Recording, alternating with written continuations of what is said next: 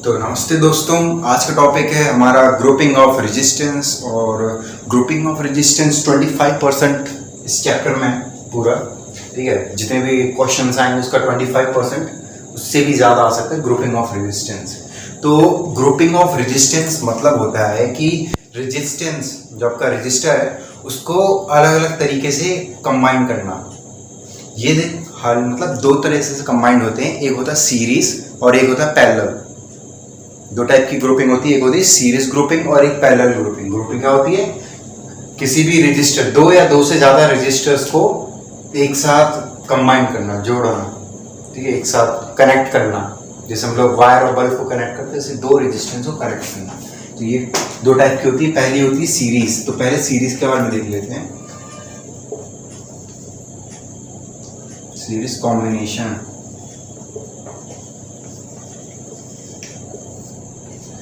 तो series combination में क्या होता है कि जो आपके रेजिस्टेंस है वो एंड टू एंड कनेक्टर रहते हैं। जो रेजिस्टर्स हैं वो एंड टू एंड कनेक्ट रहते हैं। इसकी आपको एक एग्जांपल देता हूँ। तो जिसकी मेरे पास दो रेजिस्टेंस है, ये दो रहे। तो अब इनकी सीरीज कॉम्बिनेशन कैसा होगा? तो हम लोग क्या करेंगे, ये इसकी एक रेजिस्टेंस आपका ये है, यहाँ पर इसके पोल्स हैं।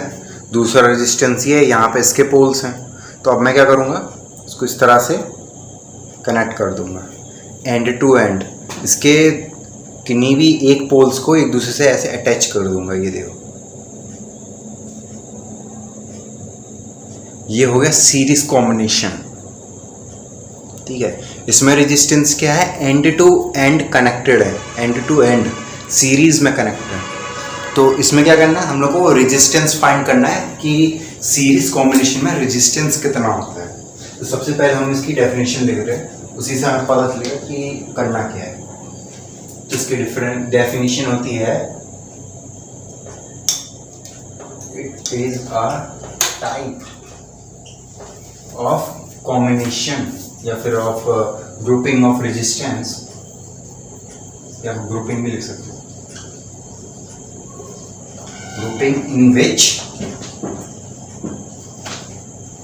resistance, the resistors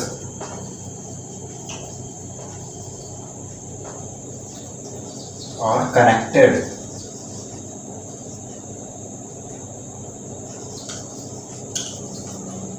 end to end, एक के बाद एक, end to end. This type of grouping called series combination. अब देखिए इसमें क्या होता है कि पहले आपको इसका डायग्राम बना देगा, जिसकी ये रहा एक रेजिस्टेंस, जिसके मैंने आपको बताया था एक्सपेरिमेंट में कि दूसरे रेजिस्टेंस की जस्ट डायरेक्ट ऐसे कनेक्ट रहता है। तो ये हमारा दूसरा रेजिस्टेंस। ठीक है, दो रेजिस्टेंस है और इन दोनों को इस तरह से कनेक्ट कर दिया। ये आपका वो सीरीज। तो इसको हम लोग मान लेते हैं R1 ये। ठीक है, और ये हमारा है क्या, R2। ये हो गया हमारा R1, ये हो गया R2। एक और मान ले रहे हैं कि तीसरा भी कनेक्टेड है, इसको है R3। ये हो गया R3। आप इनफाइनाइट ले सकते हो। ठीक है, R1 R2 R3 up to infinite. अब मैं यहाँ पे क्या कर रहा हूँ, एक बैटरी कनेक्ट कर रहा हूँ।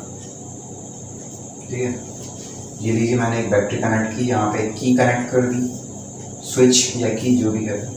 तो ये रहा। तो इसमें क्या होगा, वोल्टेज आ जाएगा। ठीक है, मान लेते हैं इसमें गया V1, इसमें गया V2, इसमें गया V3। आपका वैसा वोल्टेज जा रहा है तो करंट भी जाएगा, बिल्कुल सही। बट इसमें क्या होता है कि जो आपका वोल्टेज होता है सीरीज कॉम्बिनेशन, जो आपका वोल्टेज होता है वो डिवाइड हो जाता है। कि अगर आपका टोटल V है तो वो तीन हिस्सों में डिवाइड हो जाएगा, V1 V2 V3। तीन हिस्सों में ये डिवाइड हो जाएगा, V1 V2 एंड V3। तो यहाँ पर हम लोग क्या लिखेंगे, V क्या लिखेंगे, V equals to V1 plus V2 plus V3। तो वहाँ वोल्टेज है वो तीन हिस्सों में डिवाइड होगा, V1 V2 V3। ठीक है, ये हो गया। अब जो इसका करंट होता है, अब करंट थोड़ा अच्छा होता है, वो डिवाइड नहीं होता। तो इसका जो करंट है वो तीनों में सेम रहेगा। सीरीज कॉम्बिनेशन में करंट हमेशा सेम रहता है। अगर इसमें समझ लो एग्जांपल दे रहा हूँ कि इसमें 3 एम्पियर करंट है, तो इन दोनों के बीच में 3 एम्पियर करंट है। ए इसको ले लिया ए, इसको ले लिया बी, इसको ले लिया सी, उसको ले लिया डी। अगर ए बी के बीच में 3 एम्पियर करंट है, बी सी के बीच में R2 में भी 3 एम्पियर का होगा, R3 मतलब सी और डी पॉइंट के बीच में भी आपका 3 एम्पियर का ही करंट होगा। करंट हमेशा सेम रहेगा, वोल्टेज डिफरेंट होगा। ये बात हमेशा याद रखनी है, ठीक है, बहुत इंपॉर्टेंट बात है। यही है मतलब पूरा, मतलब अगर आप फॉर्मूला ड्राइव करने जाओगे, क्वेश्चन लगाने जाओगे ना, तो ये चीज होती है कि वोल्टेज डिफरेंट रहेगा बट करंट सेम रहेगा। वोल्टेज डिवाइड हो, करंट वैसे ही रहेगा, वैसे का वैसे रहेगा। तो अब यहाँ पर हमारा क्या आ गया, V आ गया, V1 V2 V3, ठीक है। इसको जब हम लोग ड्राइव करेंगे तो इसको ऐसे डब्बे में डाल देना। ये बहुत इंपॉर्टेंट पॉइंट है, ठीक है। इससे पता चलेगा टीचर को कि हाँ तुम्हें आता है, मतलब ये तुमने सही किया है। अब हम लोग क्या लिखेंगे यहाँ पे, I करंट, ठीक है। I मतलब current is same for all resistance, for all resistance. इसको कर लीजिए अंडरलाइन, ये बहुत इंपॉर्टेंट पॉइंट है। इसके बगैर तो सीरीज का कोई मतलब ही नहीं है, अगर ये आपको पता ना हो तो। अब हमें क्या करना है, रेजिस्टेंस फाइंड करना है कि इन तीनों के बीच में रेजिस्टेंस, मतलब इन तीनों का रेजिस्टेंस क्या है, कंबाइंड रेजिस्टेंस क्या है। तो उसके लिए हम लोग क्या करेंगे, अब देखो सभी को पता है वोल्टेज का फॉर्मूला क्या होता है, V इक्वल्स टू क्या होता है, IR होता है या नहीं होता है। V इक्वल्स टू होता है आपका IR। तो यहाँ पर हम लोग लिख सकते हैं कि सिमिलरली हमारा जो V1 है वो होगा IR1। V मतलब वोल्टेज अक्रॉस R1 कितना होगा, I, करंट तो सेम है, ठीक है सब क्लियर, और R1। V2 कितना होगा, IR2, क्यों, करंट सेम है, रेजिस्टेंस अलग है, वोल्टेज। V3 कितना होगा, IR3। इतना समझ लो पहले। V1 होगा IR1, V2 होगा IR2, V3 होगा IR3। सबसे इंपॉर्टेंट। अब क्या करना है, ये जो वैल्यूज है ना आपकी, ये वैल्यूज, इन वैल्यूज को आप दोनों वैल्यूज को इसमें रख दीजिए, इस इक्वेशन में रख दीजिए। तो क्या आएगा, I मतलब टोटल करंट जो हमारा सब में सेम है, तो करंट, टोटल रेजिस्टेंस हम लोगों ने लिया R, और टोटल वोल्टेज है हमारा V, ठीक है। यहाँ पर हम लोग लेंगे फिर IR1 plus IR2 plus IR3। मतलब सबसे आसान तरीका था, ठीक है। इस पूरी डेरिवेशन करने का सबसे आसान तरीका, और यही एकमात्र तरीका है। अब क्या करेंगे, I सब में देखो, ये भी I है, ये भी I है, ये भी I है, इन सबका कॉमन लेंगे, इसके साथ काट देंगे, तो क्या आएगा, हमारा आ जाएगा formula R equals to total resistance, R equals to R1 plus R2 plus R3। ये आ गया हमारा फॉर्मूला। तो जब भी कोई पूछे टोटल रेजिस्टेंस क्या होता है सीरीज कॉम्बिनेशन में, तो आप कह देना जो कंबाइंड रेजिस्टेंस होता है, मतलब कंबाइंड रेजिस्टेंस होता है जो सर्किट का, वही होता है आपका total resistance in series combination. इसको नोट कर लीजिए। तो अब पढ़ेंगे हम लोग पैरेलल कॉम्बिनेशन। तो पहले आपको बता दे रहा रेजिस्टेंस की कनेक्शन इसमें क्या होता है।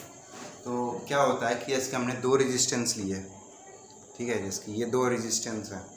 तो हम लोगों ने सीरीज़ में क्या किया था, इनके ये 2 पोल्स को ऐसे कनेक्ट कर दिया था, और जिनको मैं छुआ हूँ वो हम लोग को पोल्स मिल गए थे कनेक्शन वायर में कनेक्ट करने के लिए। बट इसमें क्या होता है कि हम लोग रेजिस्टेंस को कुछ इस तरह से कनेक्ट करते हैं, एक के ऊपर एक। इसको कहते हैं नॉट टू नॉट कनेक्शन। इस एक के ऊपर एक हिंदी में नॉट टू नॉट कनेक्शन। यहाँ पे हम लोग को पोल्स कहाँ मिल गए, एक ये वाला मिल गया और दूसरा ये वाला पोल मिल गया, ठीक है। यहाँ पर हम लोग वायर या बैटरी कनेक्ट करें। तो पैरेलल कॉम्बिनेशन क्या हो गया, when resistance are connected not to not, ठीक है। तो सीधा सर्किट डायग्राम बता दे रहा, क्योंकि वो डेफिनेशन वैसे कोई पूछता नहीं, सर्किट डायग्राम सबसे मेन है। अब ये देखिए,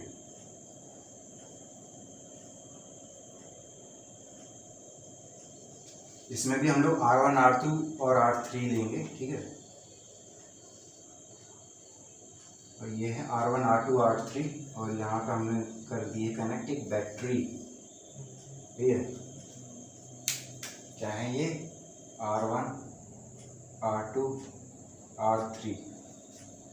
जब बैटरी कनेक्ट की तो क्या होगा, यहाँ से अब वोल्टेज जाएगा V1 और करंट जाएगा I, मतलब वोल्टेज जाएगा V और करंट जाएगा I।